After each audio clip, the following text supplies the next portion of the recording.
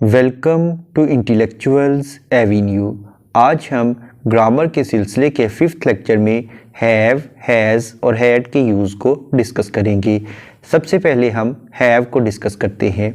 ये हैव का वर्ड किसी चीज़ पर अपनी मलकियत यानी अपने पोजेशन को शो करने के लिए इस्तेमाल किया जाता है। यानी जब हम किसी चीज़ पर अपनी मलकियत साबित करना चाहें या ये बताना चाहें कि ये चीज़ हमारे पास है, तो इसके लिए हम हैव का वर्ड इस्तेमाल करते हैं। जैसा कि हम सबसे पहले इसके पॉजिटिव सेंटेंसेस को देखते हैं। हैव का लफ्ज़ हमेशा प्लूरल नाउन्स के साथ इस्तेमाल होता है। यानी जब हमने ज़्यादा चीज़ों का जिक्र करना हो तो तब हम हैव का लफ्ज़ इस्तेमाल करते हैं। जैसा कि all the rooms have ceiling fans, तमाम कमरों की छतों पर पंखे लगे हुए हैं। सीलिंग फ़ैन का मतलब है छतों वाले पंखे, और चूँकि कमरों की तादाद ज़्यादा है इसलिए हमने हैव का वर्ड यूज़ किया है। All the rooms have ceiling fans, तमाम कमरों में छतों वाले पंखे लगे हुए हैं। The boys have a football, अब बॉयज़ चूँकि ज़्यादा हैं, लड़के ज़्यादा हैं, इसलिए हमने हैव का वर्ड यूज़ किया है और उनकी मलकियत में फ़ुटबॉल है, यानी वो फ़ुटबॉल के मालिक हैं, इसलिए हमने हैव का वर्ड यूज़ किया है। The boys have a football, लड़कों के पास फ़ुटबॉल है। इसी तरह से the trees have long leaves, दरख्तों के लंबे लंबे पत्ते हैं। The students have good uniform, तलबा के पास अच्छा यूनिफॉर्म है। इसके बाद इसका सेकंड यूज़ ये है कि ये हमेशा फर्स्ट पर्सन सिंगुलर यानी आई के साथ इस्तेमाल होता है। जैसा कि I have a cup of coffee, यानी मेरे पास कॉफ़ी का एक कप है। इसी तरह से आई हैव 2 बुक्स, मेरे पास 2 किताबें हैं। इसके बाद आई हैव एन अम्ब्रेला, मेरे पास छतरी है। आई हैव 2 हाउसेस, मेरे पास 2 घर हैं। आई हैव अ कार, मेरे पास एक गाड़ी है। उसके बाद इसका थर्ड यूज़ है कि ये फर्स्ट पर्सन प्लूरल यानी वी के साथ इस्तेमाल होता है। वी का मतलब है हम, जैसा कि वी हैव अ रूम, हमारे पास एक कमरा है। वी हैव कलर पेंसिल्स, हमारे पास कलर वाली यानी रंगीन पेंसिलें हैं। उसके बाद इसका फोर्थ यूज़ ये है कि ये हमेशा सेकंड पर्सन के साथ इस्तेमाल होता है। सेकंड पर्सन का मतलब है यू, यानी तुम या आप। जैसा कि यू हैव अ वैन, आपके पास एक वैन है।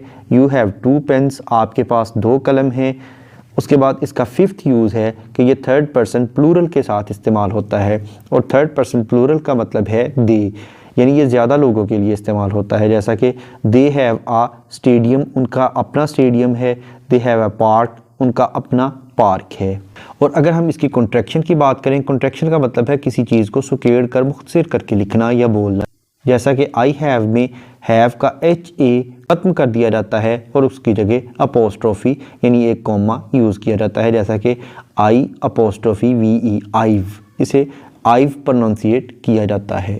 अब हम आते हैं हैव के नेगेटिव सेंटेंसेस की तरफ यानी मनफी फ़िक्रात की तरफ। तो हैव चूँकि एक हेल्पिंग वर्ब है इसलिए इसके फ़ौरन बाद नॉट का वर्ड यूज़ किया जाता है और उर्दू फ़िक्रात में नहीं का लफ्ज़ इस्तेमाल किया जाता है। जैसा कि Ali and Ayesha have not toys, Ali और आयशा के पास खिलौने नहीं हैं। उसके बाद I have not a bag, मेरे पास बैग नहीं है। We have not an ink pot, हमारे पास स्याही की दवात नहीं है। You have not an umbrella, आपके पास छतरी नहीं है। They have not good books, उनके पास अच्छी किताबें नहीं हैं। इसके कॉन्ट्रैक्शन में एक तरीका तो ये है कि आइव नॉट लिखा जा सकता है, और दूसरा तरीका ये है कि हैव नॉट को मिलाकर लिखा जाए और नॉट का ओ काट कर उसकी जगह कॉमा लगा दिया जाता है, जिसे अपोस्ट्रोफी कहते हैं, यानी आई हैवंट। यहाँ पर हैव का यूज़ ख़त्म हुआ, यानी हैव का वर्ड ज़्यादा चीज़ों के लिए इस्तेमाल होता है, यानी प्लूरल नाउन के लिए इस्तेमाल होता है। इसके अलावा फर्स्ट पर्सन सिंगुलर यानी आई, जिसका मतलब है मैं, इसके साथ इस्तेमाल होता है। इसके अलावा फर्स्ट पर्सन प्लूरल यानी हम यानी वी के साथ इस्तेमाल होता है। इसके बाद सेकंड पर्सन यानी यू, जिसका मतलब है तुम या आप, इसके साथ इस्तेमाल होता है। और थर्ड पर्सन प्लूरल यानी दे, जिसका मतलब है वो, इसके साथ इस्तेमाल होता है। यानी हैव के टोटल 5 यूजेस हमने डिस्कस किए हैं। नेक्स्ट है हैज़। हैज़ भी किसी चीज़ पर अपनी मलकियत को ज़ाहिर करने के लिए इस्तेमाल होता है कि मेरे पास ये चीज़ है, इसके लिए हम हैज़ का लफ्ज़ इस्तेमाल करते हैं। सबसे पहले तो हैज़ सिंगुलर नाउन के साथ इस्तेमाल होता है, यानी किसी एक चीज़ का अगर हमने जिक्र करना हो तो उसके लिए हैज़ का वर्ड यूज़ होता है। अब हम आते हैं इसके पॉजिटिव यानी सादा फ़िक्रात की तरफ, जैसा कि the teacher has many books, उस्ताद के पास बहुत सी किताबें हैं। अब टीचर चूँकि एक है, उस्ताद एक है, इसलिए हमने हैज़ का वर्ड यूज़ किया है। तो इस तरह से the teacher has many books, उस्ताद के पास बहुत सी किताबें हैं। The player has a football, खिलाड़ी के पास एक फ़ुटबॉल है। The baby has many toys, बच्चे के पास बहुत से खिलौने हैं। The room has a ventilator, कमरे में रोशनदान है। The sparrow has an egg, चिड़िया के पास एक अंडा है। उसके बाद नेक्स्ट इसका यूज़ है कि ये हमेशा थर्ड पर्सन सिंगुलर के साथ इस्तेमाल होता है। थर्ड पर्सन सिंगुलर का मतलब है ही, शी, इट। ही लड़के के लिए यानी मेल के लिए, शी लड़की के लिए यानी फ़ीमेल के लिए, और इट बेजान चीज़ के लिए इस्तेमाल होता है। जैसा कि ही हैज़ अ फाइल, उसके पास एक फ़ाइल है। ही हैज़ अ बैग, उसके पास एक बस्ता है। शी हैज़ मैनी लिपस्टिक्स, उसके पास बहुत सी लिपस्टिक्स हैं। She has a separate room, उसका एक अलग कमरा है। और इट का लफ्ज़ बेजान चीज़ के लिए इस्तेमाल होता है, जैसा कि आई हैव अ होम, मेरे पास एक घर है। इट हैज़ 4 रूम्स, इस घर के 4 कमरे हैं। इट का लफ्ज़ होम के लिए इस्तेमाल हुआ है, यानी बेजान चीज़ के लिए इस्तेमाल हुआ है। तो इट हैज़ 4 रूम्स, इसके 4 कमरे हैं। उसके बाद वी हैव अ गार्डन, हमारा एक बाग है। इट हैज़ मैनी प्लांट्स, इसमें बहुत से पौधे हैं। इट का लफ्ज़ गार्डन के लिए इस्तेमाल हुआ है, यानी बाग के लिए इस्तेमाल हुआ है। तो इट हैज़ मैनी प्लांट्स, इसके बहुत से पौधे हैं। उसके बाद अगर हम इसकी कॉन्ट्रैक्शन की तरफ आएँ तो हैज़ में HA ख़त्म करके उसकी जगह अपॉस्ट्रोफी यूज़ किया जाता है, हीज़। नेक्स्ट है नेगेटिव सेंटेंसेस यानी इसके मनफी फ़िक्रात। The tailor has not a good stitching machine, दर्जी के पास अच्छी सिलाई मशीन नहीं है। यानी नेगेटिव सेंटेंसेस में हैव की तरह हैज़ के फ़ौरन बाद नॉट यूज़ किया जाता है। इसी तरह से he has not a car, उसके पास गाड़ी नहीं है।